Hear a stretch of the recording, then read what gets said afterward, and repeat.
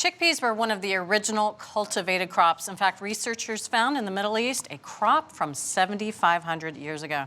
That's a long time, but Jack's here to talk about a much newer hybrid, the canned chickpea. I hope these are a little fresher.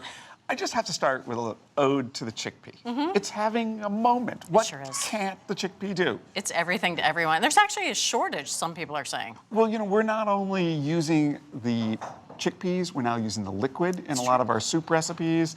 We are using the liquid to make meringue for vegan baking. It's called aquafaba. So anyway, this is going to be simple, I hope.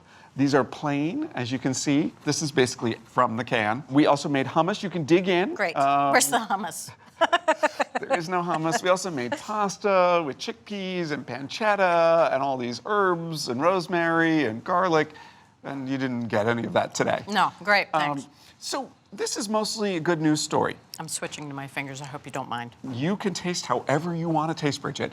There's really only one mistake that a manufacturer can make, and that is to leave out the salt. I think I might have found it. And we found even if you cook it in a recipe with a lot of salty ingredients, canned tomatoes, chicken broth, pancetta, the chickpea itself never tastes properly seasoned. It's the idea of, if you cook pasta in a pot with no salt, there's nothing you can do to make it taste good, no matter how salty the sauce is. Same thing with the chickpea. So we had 6 brands. 2 of them had little or no sodium, and those were at the bottom of the rankings. They weren't awful, but they were just bland. Among the 4 brands that contained salt, there were differences in texture. Some were a little creamier, some were a little on the softer side, some might have been a little bit on the firm side.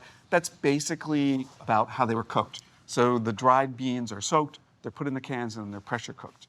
And based on the temperature or the length, they might get a little bit softer or a little firmer, depending on how the manufacturer makes them. But they're pretty small differences. You've been sampling them one at a time. It's very elegant tasting, don't you think? Yes. What a great cocktail party, Jack. I really know how to outdid throw a yourself. party. Anything you're noticing among these 4 samples? Yes. They're all chickpeas. They're all chickpeas. They're all cold. And they're all in a bowl. This one tastes like it has 0 seasoning. It's also, for lack of a better word, very al dente. Okay. Really, really almost gritty. And that's actually going to translate in the hummus test. So we found the ones that were on the firm side or the gritty side made kind of gritty hummus. And the ones that were really soft made a thin hummus, like it didn't have enough body to stick to a pita chip. And so the creamy chickpeas not only taste better right from the can, like you're having them here, but also they make a better hummus. So there's one that you clearly weren't that wild about. The other 3? That's gone. This one, it's not too bad. It's not very well seasoned, in my opinion. This one, I like the seasoning. I think this is my favorite. Okay. You want to see what you picked? I'm so nervous. You chose the winner. Oh, good. You agree with the tasting panel. Goya, we thought it had the best texture, right amount of seasoning. It not only did well in this test, it did well in the hummus test, in the pasta test.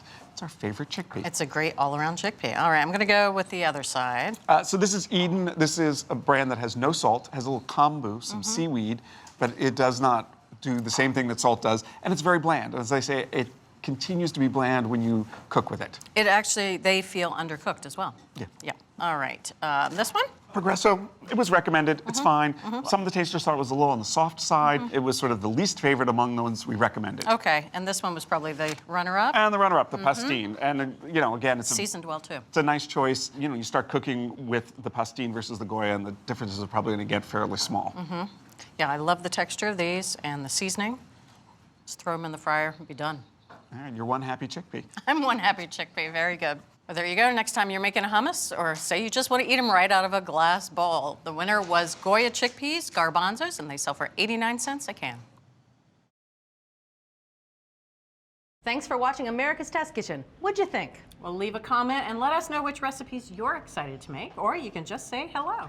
You can find links to today's recipes and reviews in the video description. And don't forget to subscribe to our channel. See you later.